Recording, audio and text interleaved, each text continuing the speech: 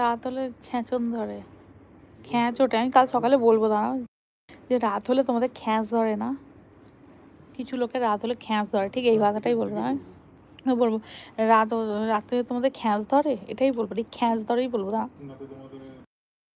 Cylinder ছুঁড়ছো, পাগলা বলবো, খ্যাঁচ ওঠে রাত্রিবেলা, খ্যাঁচ ওঠে নাকি?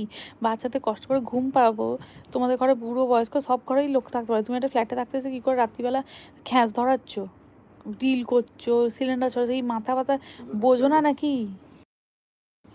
কোথায় থাক বোঝো না নাকি? নাকি ঘড়ি দেখো না? নাকি রাত্রির 11টাটা তোমাদের সন্ধ্যে 6টা মনে হয়? কানা ধরে না, রাত্রে খ্যাঁচ ধরে। সব যত সব জুটেছে।